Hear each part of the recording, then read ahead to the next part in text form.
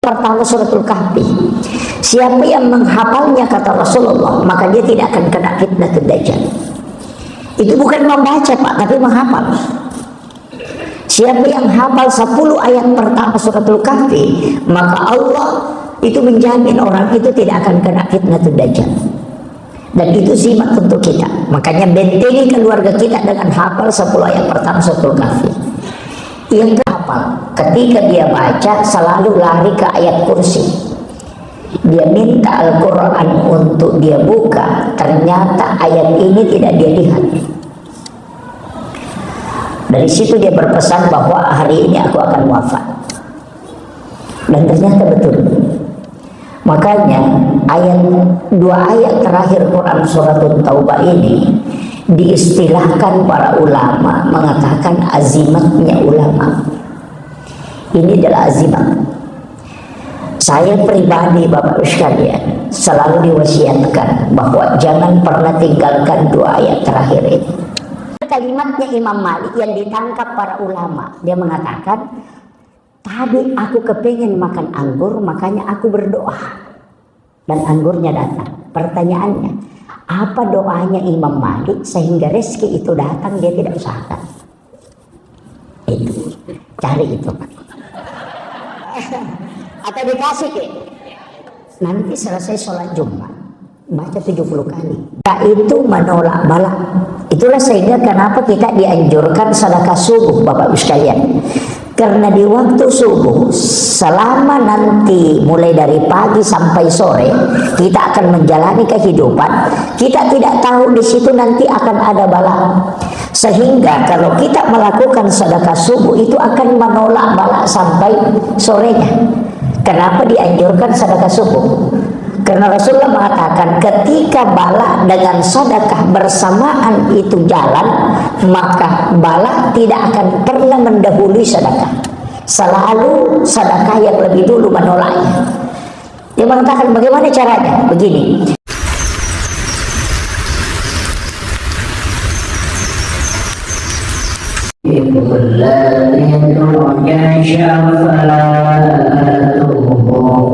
لكل قول من الأحوال المتداهم إلى ربه المستقى بلغ مقاصدنا واغفر لنا ما مضى واسع القرآن يا ربي بالمصطفى بلغ مقاصدنا واغفر لنا ما مضى واسع القرآن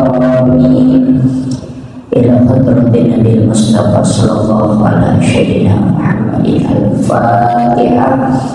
أعوذ بالله من الشيطان الرجيم. بسم الله الرحمن الرحيم. الحمد لله رب العالمين الرحمن الرحيم مالك يوم الدين إياك نعبد وإياك نستعين اهدنا الصراط المستقيم صراط الذين أنعمت عليهم غير المغضوب عليهم ولا الضالين آمين. اللهم نور قلوبنا وقلوب جميع من حضر في مجلسنا هذا بنور المعرفة وعلم المكاشفة والبصيرة والإيمان والإسلام. يا فتاه يا عليم افتح قلوبنا وقلوبهم فتوح العارفين. ربنا افتح بيننا وبين قومنا بالحق وأنت خير الفاتحين. آمين آمين يا رب العالمين. Hadratul muhtaramin wal muhtaramat ikhwan fillah, sidang jamaah subuh yang insyaallah dirahmati dan dimuliakan oleh Allah Subhanahu wa taala. Pada subuh kali ini kita kembali melanjutkan kajian bahwasannya doa itu tidak mesti dengan lafaz permohonan, karena doa ternyata bisa juga berupa amaliyah zikir atau wirid. Salah satu ayat yang memiliki keistimewaan khusus adalah dua ayat terakhir Quran Surat Taubah atau yang disebut dengan ayat Al-Husni. Ayat ini sangat istimewa ketika kita membuka penjelasan ulama, termasuk Imam As-Sawi dalam tafsir As-Sawi, bahwa dua ayat terakhir Quran Surat Taubah adalah ayat yang memiliki khususiat dan berkedudukan sebagai doa. Laqad ja'akum rasulun min anfusikum azizun 'alaihi ma 'anittum harisun 'alaikum bil mu'minina raufur rahim. Fa in tawallaw faqul hasbiyallahu la ilaha illa huwa 'alaihi tawakkaltu wa huwa rabbul 'arsyil 'azim. Ayat ini ketika dibaca 7 kali di waktu subuh dan 7 kali di waktu maghrib, di lain pendapat ulama pagi dan petang. Makanya pagi itu sebenarnya adalah sesudah sholat subuh. Kalau petang bisa dibaca sesudah sholat asar, karena sudah sholat asar itu sudah masuk petang. Cuma ada ulama menganjurkan untuk dibaca juga sesudah sholat maghrib. Jumlah bacaannya adalah 7 kali. Ketika ayat ini dibaca 7 kali dalam tafsir As-Sawi disampaikan, yang pertama, orang yang mengamalkan laqad ja'akum ini, kalau dia masih sempat membaca di waktu pagi, maka itu akan dijamin dia tidak akan meninggal sampai maghrib. Dan orang yang membaca 7 kali di waktu maghrib itu tidak akan meninggal hingga masuk waktu subuh. Tapi bagaimana kalau orang itu sudah tiba ajalnya? Salah satu ulama kita yang sangat masyhur, yang hafiz Quran 30 juz, sampai 15 tahun beliau tidak pernah pegang Al-Quran karena saking kuatnya hafalannya. Ketika menjelang kematiannya, ayat ini dia lupa baca, dia tidak hafal. Ketika dia baca selalu lari ke ayat kursi. Dia minta Al-Quran untuk dia buka, ternyata ayat ini tidak dia lihat. Dari situ dia berpesan bahwa hari ini aku akan wafat. Dan ternyata betul. Makanya dua ayat terakhir Quran Surat Taubah ini diistilahkan para ulama mengatakan azimatnya ulama. Ini adalah azimat. Saya pribadi Bapak sekalian selalu diwasiatkan bahwa jangan pernah tinggalkan 2 ayat terakhir ini. Yang kedua, orang yang mengamalkan 2 ayat terakhir Quran Surat Taubah, membaca 7 kali itu di waktu pagi dan petang, itu tidak akan pernah mendengarkan kabar buruk. Ketika ada kabar yang tidak baik, itu tidak akan sampai kepadanya. Ketika ada orang datang mau menyampaikan kabar yang tidak baik, orang itu akan lupa. Itu saking dijaganya orang. Bahkan ayat ini dianggap ayat yang hilang. Karena kenapa? Dulu dianggap ayat ini sebagai hadis. Tapi setelah berkumpul para penghafal Al-Quran, dia mengatakan ini adalah ayat, bukan hadis. Kemudian yang ketiga, orang yang mengamalkan laqad ja'akum itu 70 bala yang akan menimpanya itu akan diangkat ke langit. Karena bala itu kan ada 2. Ada bala yang memang ditentukan dari Lauhul Mahfuz itu ke langit-langit dunia, dan itu ditakdirkan ketika turun ke langit-langit dunia itu tidak bisa ditarik, Pak. Jadi takdir itu ada yang memang ditakdirkan oleh Allah tidak bisa ditarik lagi. Takdir seperti ini itu bisa sampai dalam bentuk hal yang berbeda. Makanya kenapa ada doa itu bisa menyebabkan bala, istilahnya takdir itu bisa berubah. Karena takdir itu bisa berubah, Pak, tapi tidak bisa dirubah. Ini istilah yang beda ya. Takdir itu bisa berubah tapi tidak bisa diubah. Kalau berubah berarti Allah yang merubahnya. Kalau dirubah berarti kita yang merubahnya. Jadi kalau Allah yang menetapkan takdirnya, itu bisa berubah ketika dia yang merubah. Sama dengan Pak Bupati, ketika dia bikin aturan, itu tidak bisa dirubah, tapi dia bisa merubahnya ketika dia yang bikin. Takdir itu bisa kenanya ada dua. Takdir pertama itu bisa datang dalam bentuk yang langsung, bisa juga dirubah oleh Allah. Makanya doanya guru Pak Prof. Quraisy Shihab itu, dia mengatakan, ya Allah, ketika engkau telah mentakdirkan sesuatu yang tidak baik dan tidak bisa engkau menariknya, maka kumohon kepadamu, sampaikan kepadaku dalam bentuk yang halus. Saya kasih contoh.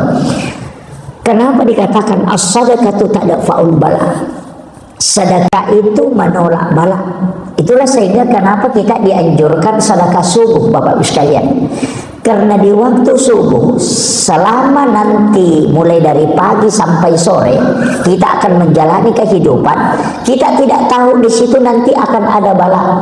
Sehingga kalau kita melakukan sedekah subuh itu akan menolak bala sampai sorenya.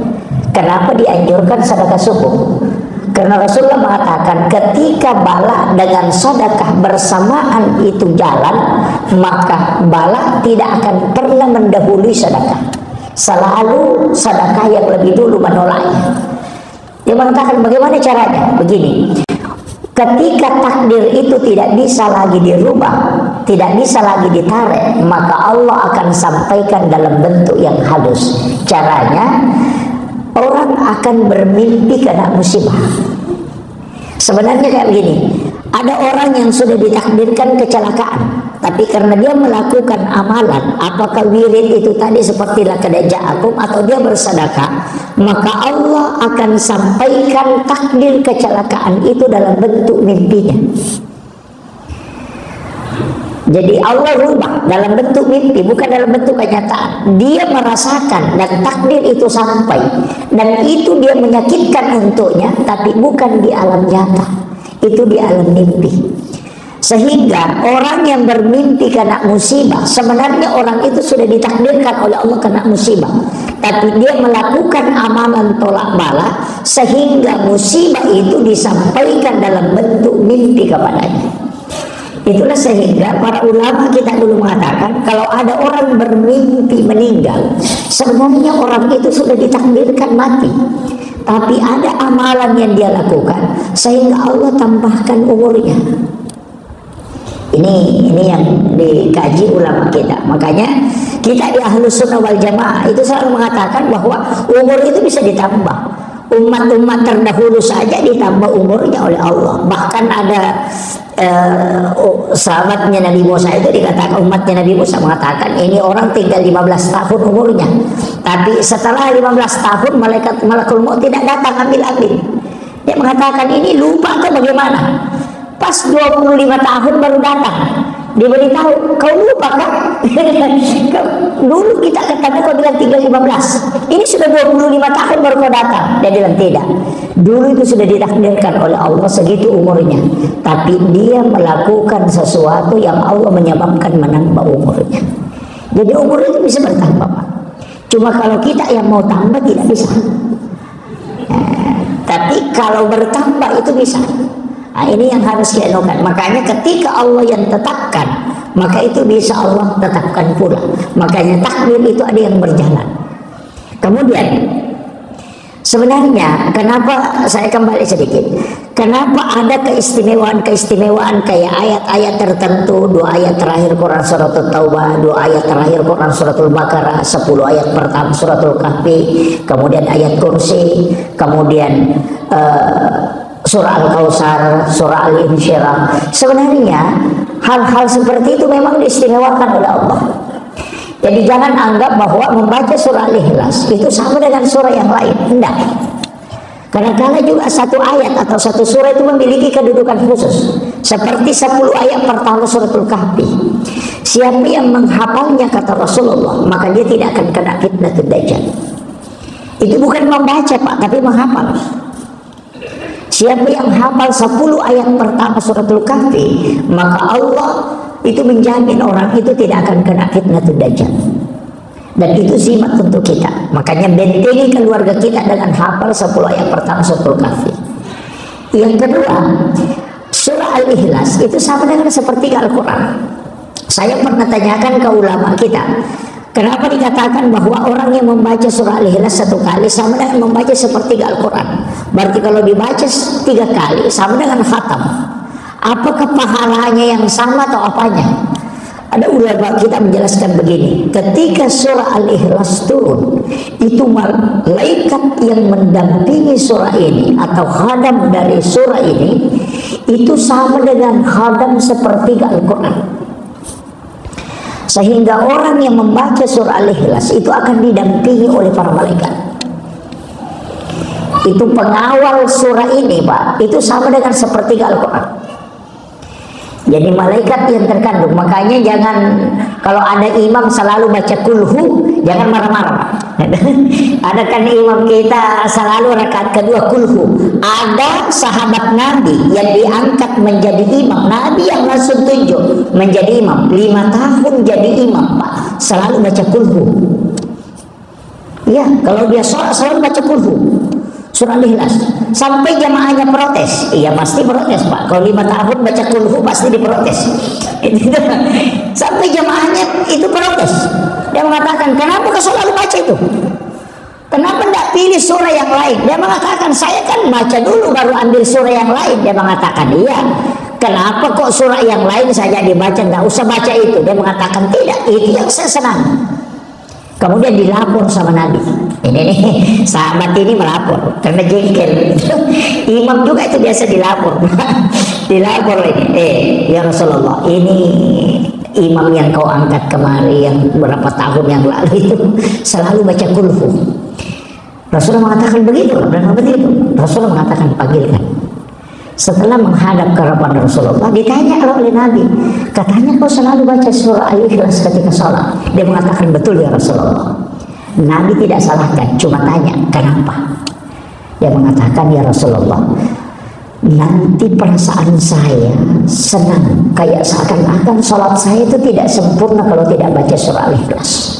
Dan surah Al-Ikhlas ini kan semua menunjuk kepada Allah, tidak ada yang lain. Itu yang menyebabkan saya senang dengan surah ini. Apa kata Nabi? Karena cintamu kepada surah Al-Ikhlas, maka nanti kelak di hari kemudian kau akan masuk surga bersamanya. Wah, ini tambah nih. Biasanya 3 kali nak baca baru itu kan dikasih, justru dikasih tahu oleh Rasulullah. Dari sinilah ada ulama kita mengatakan, ada orang itu memang Pak cinta terhadap satu surah, bukan surah Al-Ikhlas saja. Ada orang kalau imam nak bilang, wah si anu lagi mau duha lagi tuh nak baca. Kan begitu. Si anu lagi mau alam tarakaima lagi tuh. Istilahnya orang Bugis makan ongko lah. Jadi kalau ongko itu tidak usah biarkan. Karena kenapa? Ada orang itu senang dengan satu surah. Orang yang senang dengan satu surah tertentu itu kan akan menjadi syafaat untuknya dari kemudian. Jadi jangan katakan nanti 30 juz itu bisa jadi syafaat. Memang Al-Quran secara keseluruhan itu memberi syafaat. Tapi ketika kau menyukai satu surah saja, maka kelak satu surah yang kau sukai ini akan menjadi syafaat di yaumil akhir. Jadi tidak usah Pak pusing. Kalau orang suka senangnya inna atena, ya inna atena saja. Tidak apa-apa. Bahkan Rasulullah mengatakan salah satu surah yang diturunkan oleh Allah untuk mengobati hatiku, kata Nabi, karena surah Al-Kautsar ini turun itu untuk mengobati hatinya Nabi. Ketika anak laki-lakinya yang bernama Ibrahim wafat, itu maka diberikan ayat ini, surah ini untuk menenangkan kalbunya Rasulullah. Makanya ulama dalam hikmah mengatakan begini, kalau ada orang kena musibah atau hatinya tidak tenang, suruh memperbanyak membaca surah Al-Kautsar. Bahkan Rasulullah berwasiat dalam hadis yang sahih, siapa yang cinta kepada surah Al-Kautsar, maka dia akan mendapatkan syafaatku kelak di yaumil akhir. Makanya untung sekali Pak surah Al-Kautsar. Seandainya Al-Baqarah setengah mati kita menghafal. Itu surah Al-Kautsar kaliwatan betul kalau tidak hafal surah Al-Kautsar ini 3 ayat dihafal gitu. Ya, kalau tidak hafal Al-Kautsar hafal inna atena. insya Allah. Itu sudah itu ya. Ini surah andalannya perempuan. Saya sering pakai Pak. Sebenarnya surah ini kan banyak manfaatnya kalau kita buka dalam kitab-kitab hikmah itu banyak sekali. Termasuk ketika ada anak menangis tengah malam itu yang dibacakan. Jadi ketika tengah malam dia menangis, kita baca di telapak tangan, kemudian letakkan di dadanya. Itu akan diam. Sama dengan kalau kita naik pesawat, kemudian naik kapal, kemudian ombak besar, baca itu. Tenang itu. Orang ibu-ibu kalau mau goreng telur, kalau tidak mau meletus, bacakan surah Al-Kautsar, tidak akan meletus itu. Iya betul Pak. Orang memasak, kalau masakannya tidak masak, seperti nasi tidak masak, yang penting periuknya masih panas, tidak usah nyalakan. Ambil saja garam, bacakan surah Al-Kautsar, letakkan di atas penutupnya. Nanti kalau periuk itu dingin, nasi di dalamnya itu akan masak. Itu hikmahnya Pak. Makanya orang Buddha SAW mengatakan bisa syarat. Istilahnya supaya makanan itu tidak amis, itu dibacakan surah Al-Kautsar pada ayat terakhirnya, itu tidak akan amis. Ini surah itu luar biasa. Cuma kadang kita pakainya saja ya inna atainakal kautsar gitu. Padahal surah ini luar biasa Pak. Kalau ada laki-laki sering marah-marah, perempuan yang suka ngomel-ngomel, bacakan surah itu. Iya, itu menenangkan. Kalau ada orang kena musibah kematian, kena musibah kegundahan, suruh baca, itu akan tenang kalbunya.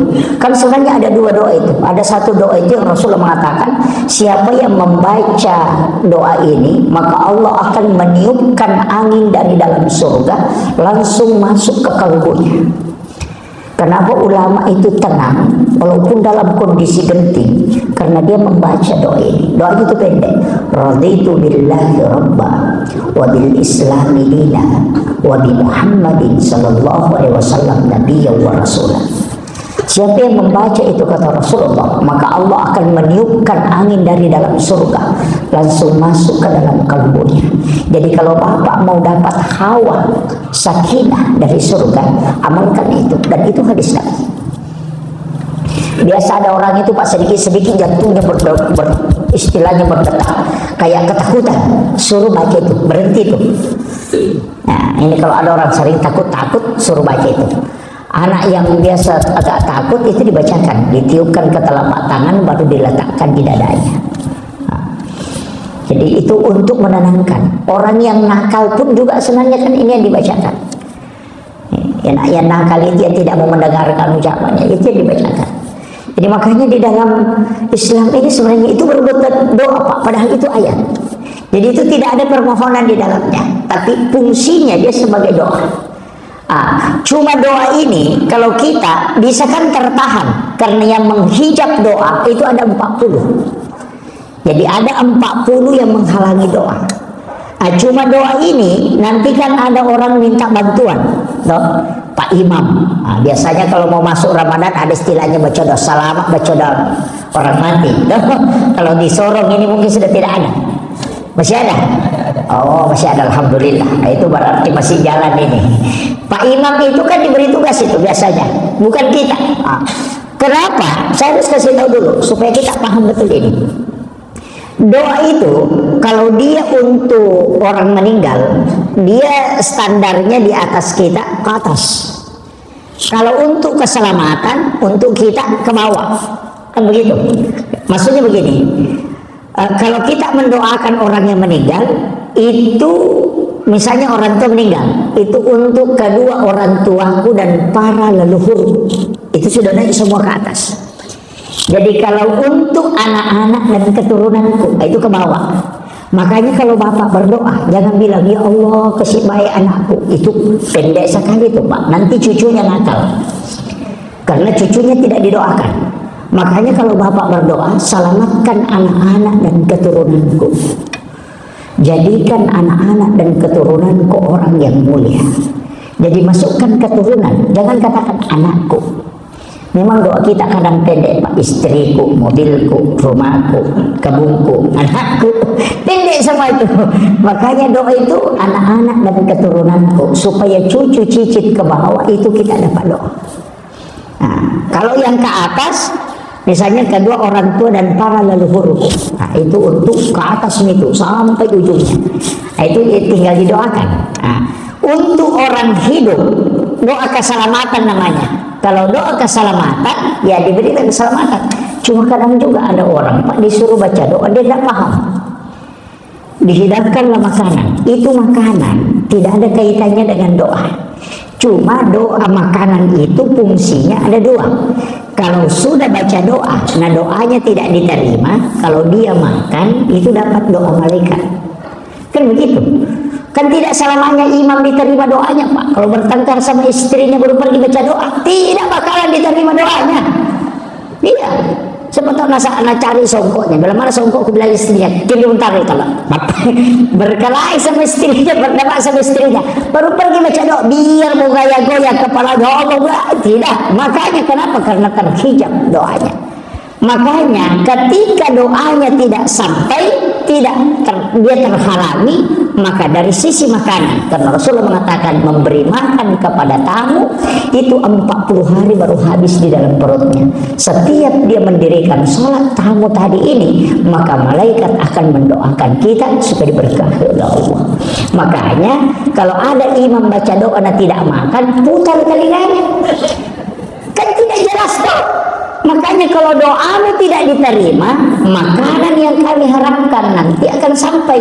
Dari sinilah ada istilahnya orang Bugis mengatakan alusukna andrele letuk, artinya halusnya bukan sebenarnya untuk orang meninggal itu makanan, untuk orang hidup. Nah, di sini banyak keliru, Pak. Dia bilang apa dah suka orang almarhum ketika hidup, itu yang dihidangkan untuk Pak Imam. Pak Imam yang sakit perut, dia hidangkan sembarang, padahal itu makanan untuk orang hidup. Cuma nanti pahalanya larinya ke orang meninggal.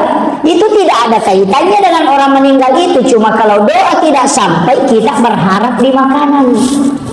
Kan begitu.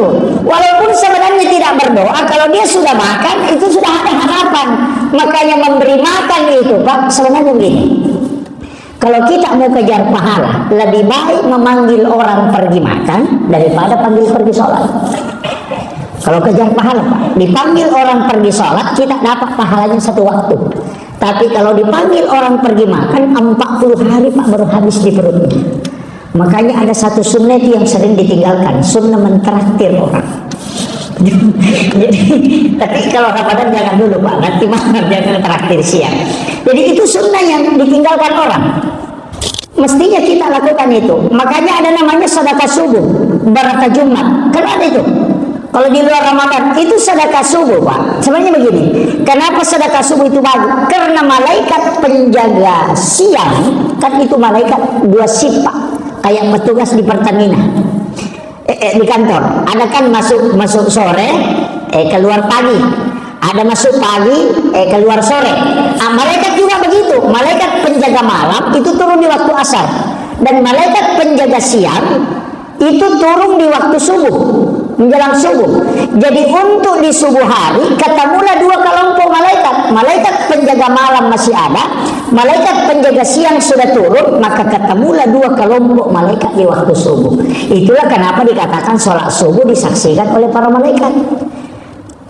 Karena ketemu dua kelompok malaikat, maka di situ diminta berdoa karena dua kelompok malaikat yang mengaminkan doa. Yang kedua, orang yang bersedekah di waktu itu juga didoakan oleh dua kelompok malaikat. Kalau bapak ibu sedekah di waktu duhur, cocok pahalanya sama, tapi doa malaikatnya yang kurang. Karena jumlahnya tadi. Nah, makanya bapak kalau sedekah subuh, sedekah subuh itu yang paling bagus. Tapi ada juga bilang, wah saya Pak Ustaz daripada capek-capek, lebih baik 100.000 satu kali satu bulan. Setiap tanggal 1 saya sedekah daripada 2.000 satu hari. 2.000 satu hari, 2.000 satu hari, capek-capek saja. Ambil satu kali satu bulan, 100.000 kan lebih banyak. Saya bilang, oh ya cocok. Kau menang dari sisi pahala, tapi kau rugi dari doa. Karena malaikat itu, Pak, seperti robot, makhluk terformat. Kalau kau sedekah, dia doa. Kalau kau tidak, dia diam juga. Iya. Malaikat bilang tanggal 1 dia sedekah, mari kita doakan. Dia bilang, oh istirahat lagi. Malaikat bilang, ayo kita istirahat. Tanggal 1 bulan depan baru kita doakan kembali. Makanya bapak rugi. Nah, dari situlah kenapa Rasulullah mengatakan, amal yang paling disukai oleh Allah adalah amal yang berkesinambungan. Wa in qalla, kata Nabi, walaupun sedikit. Jadi dia tidak lihat banyaknya. Pokoknya yang penting berkesinambungan. Karena nanti malaikat yang doakan. Jadi kalau bapak sedekah setiap tanggal 1 100.000, ada orang 2.000 satu hari, bapak dikalah. Dari mana sisi kalahnya? Mungkin bapak menang jumlah, tapi menang doa malaikat, bapak pasti dikalah. Yang kedua, bapak kena hadis, orang yang baik adalah orang yang lebih baik hari ini dibanding hari kemarin. Kalau bapak sedekah 100.000 hari ini, besok tidak, berarti bapak bukan orang baik. Gitu. Makanya sedekah 2.000, makanya saya bilang sering juga sih, itu malaikat, Pak sesekali dibikin capek. Ya, makanya panitia masjid di sini pintar, Pak, bikin capek malaikat. Setiap waktu sholat lari celengan. Itu bikin capek malaikat itu. Kan malaikat itu Pak terbatas. Dalam hadis itu beberapa hadis mengatakan malaikat itu mengeluh. Dia mengatakan, ya Allah, pahalanya Fulan bin Fulan, kami belum berhenti mencatatnya, dia lagi melakukan kebaikan sampai capek itu menulis. Malaikat itu Pak mengeluh kepada Allah. Ada beberapa itu, ada beberapa, tapi saya tidak kasih tahu doanya, cari sendiri. Ada doa itu yang membuat malaikat itu, istilahnya malaikat itu mengeluh kepada Allah, kami belum selesai mencatatnya, ya Allah, masih banyak ini kami catat pahalanya. Dia melakukan lagi kebaikan, dia baca. Makanya ada doa itu 5 lapas, 5 kata itu. Doa itu yang membuat malaikat kelelahan mencatat. Sampai 40 tahun dia catat itu pahalanya belum habis. Nah, makanya bapak cari itu. Itu doa singkat, doanya orang sibuk itu. Nah, kalau zikirnya saya kasih tahu, subhanallah wa bihamdihi adada halqihi wa ridha nafsi wa sinata arsi wa midada kalimat. Sudah hafal? Hah? Oh, ini yang susah ini. Tidak hafal lagi nih. Subhanallah wa bihamdihi adada halqihi wa ridha nafsi wa sinata arsi wa midada kalimati. Dibaca 3 kali. Itu kalau orang zikir setengah hari, Pak, itu kita masih kalah. Nah, ini orang sibuk, Pak. Karena ada orang itu assalamualaikum langsung lompat keluar itu. Nah, itu orang yang kejar dunia, Pak. Makanya sebenarnya begini, saya wasiatkan. Ini pesan, oh ini sudah jam 6 lewat ini. Tidak apa-apa ya. Nah, begini. Satu hal yang saya ingin sampaikan, jangan tinggalkan masjid sebelum tanah kelihatan. Itu rahasianya Pak ulama kita. Jadi kalau orang mau cari rezeki, jangan tinggalkan masjid di subuh hari sebelum tanah kelihatan. Orang Bugis punya falsafah begini, aja musalai masigi kupusamu. Kalau nanti tanah kelihatan baru kita pulang, nanti tidak jalan baru pulang. Sekarang kan pakai lampu itu, wajar tidak dipakai, bukan ukuran itu. Artinya itu normalnya tanpa menggunakan cahaya.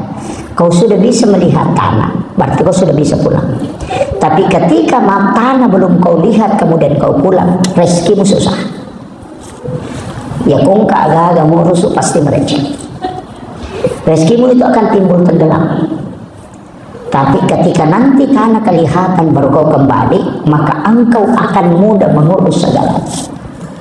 Makanya cari rezeki dengan kejar rezeki itu Pak beda. Lihat itu pas sapa dale, si bawa pas palalu dale. Apa bedanya? Sama dengan pas sapa manu, si bawa palalu manu, itu sih salah. Kalau pencari ayam ya cari ayam, kalau pengajar ayam kujamur terus itu. Ada orang begitu Pak, stres itu, padahal rezeki itu kan sudah ditetapkan. Saya dapat diskusinya Imam Malik dengan Imam Syafi'i. Yang terakhir, diskusinya Imam Syafi'i dengan Imam Malik. Imam Syafi'i bilang begini, rezeki itu harus dicari. Kalau kau tidak cari, maka tidak kau dapat. Imam Malik bilang, oh tunggu dulu, itu keliru. Rezeki itu sebelum kau lahir sudah ditetapkan. Yang kedua sudah diukur. Yang ketiga ada malaikat yang disuruh bagi, tidak mungkin salah bagi. Coba ini kan ulama ini diskusi ulama Pak, tapi jangan salahkan, nanti ujungnya ketemu juga. Imam Syafi'i bilang begini, rezeki itu harus dicari. Karena Allah memberikan kita jangan untuk berusaha. Allah itu letakkan simpan rezekinya di tempat-tempat tertentu. Maka datangilah dengan berusaha dan berdoa. Imam Malik bilang, oh keliru kalau begitu. Rezeki kan sudah ditetapkan. Ajalnya orang sudah ditetapkan, jodohnya sudah ditetapkan, rezekinya sudah ditetapkan. Kalau rezeki sudah ditetapkan, yang kedua ada malaikat yang disuruh bagi. Karena itu stres. Tinggal saja di rumah. Tunggu, dia akan datang karena malaikat tidak mungkin salah bagi. Kalau caleg biasa salah bagi, kalau itu tidak. Malaikat tidak mungkin. Cukup perbaiki ibadahmu. Fakune malu, berbuat saja dengan perbaiki ibadah, maka Allah menyuruh malaikatnya akan datang. Imam Syafi'i bilang tidak. Burung saja kalau tidak keluar dari sarangnya mati kelaparan di situ. Makanya harus bekerja. Begitu. Oh, Imam Malik mengatakan tidak. Rezeki itu tidak usah. Kalau kau mengatakan mencari, wah berarti keliru itu Pak. Berarti ketika kau kuat mencari, kau mengatakan asih usahaku, itu tidak. Makanya kalau mengatakan orang itu kaya karena doa Pak, oh enggak. Kalau saya orang tidak kaya karena doa. Seandainya karena doa sama orang kaya Pak, karena doanya yang mustajabah, maka saya kasih tahu tidak ada ustaz naik motor, pasti naik pesawat semua. Iya, kalau doa tuh karena ustaz semua. Coba tanya, kalau ada ustaz datang ke masjid Sorong ini tanya, apa doanya supaya bisa kaya? Langsung pasti kasih tahu, padahal ustaznya tidak kaya. Mengatakan, wow dia kaya karena kuat bekerja. Oh enggak Pak, buruh di pelabuhan Pak, itu 24 jam bekerja, bawa lari beras. Itu sampai 3 kali dia bawa, tidak kaya sampai hari ini. Padahal dia yang paling kuat. Kalau mengatakan, oh ada simat-simatnya, oh enggak Pak. Kalau simat-simat, kalau batu apa itu ada di kampung saya, itu penjual permata Pak. Penjual istilahnya orang Bugis ulau. Kalau kopor ulaun. Ya. Tapi dia naik motornya CDI lagi. Dan kena potnya cuma diikat kawat sehingga tidak jatuh. Padahal 3 kopor ini. Makanya ada orang itu Pak tidak tamat SD, tapi Allah berikan rezeki kepadanya. Ada orang sekolah doktor ahli ekonomi dari Amerika jadi anak buah sama orang tidak tamat SMA. Kenapa? Karena Allah tetapkan rezekinya orang itu. Jadi memang dia mengatakan Allah sudah atur. Tidak usah pusing. Kan gitu.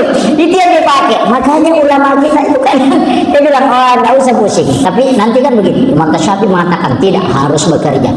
Itu berdebat sampai subuh Pak. Selesai sholat subuh, Imam Malik tinggal di masjid zikir-zikir. Imam Syafi'i itu jalan keluar. Dia temukan orang panen anggur. Dia singgah bantu. Selesai panen anggur, diangkasi anggur 1 nampang. Lalu dia bilang, ini yang saya perdebatkan tadi malam. Imam Malik tinggal di masjid tidak dapat. Saya keluar bekerja dapat rezeki. Makanya rezeki harus dicari. Dia ambillah itu anggur, dia bawa ke rumahnya Imam Malik. Baru dia letakkan di depannya Imam Malik. Lalu Imam Malik bilang, itu pasti anggur. Imam Syafi'i bilang betul. Imam Malik bilang, tadi subuh saya berdoa karena kepingin makan anggur, saya berdoa. Saya tidak bekerja, anggurnya datang. Imam Syafi'i itu termenung, betul juga ya. Imam Malik bilang, kau pasti capek-capek bekerja. Karena makanya kau kerja ya, kau dapat itu. Saya cuma berdoa, dapat itu. Imam Syafi'i itu sampai meneteskan air mata. Tapi di sini kan, ini yang penutupnya. Ada kalimatnya Imam Malik yang ditangkap para ulama. Dia mengatakan, tadi aku kepingin makan anggur, makanya aku berdoa. Dan anggurnya datang. Pertanyaannya, apa doanya Imam Malik sehingga rezeki itu datang dia tidak usahakan? Itu, cari itu. Atau dikasih ke? Nanti selesai sholat Jumat, baca 70 kali. Jangan merubah posisi dulu. Allahumma kfini bihalalika an haramika wa ghanini bifadlika amman siwak. Akhirul kalam, Allahumma bi'illah wa bi'illah. Assalamualaikum warahmatullahi wabarakatuh.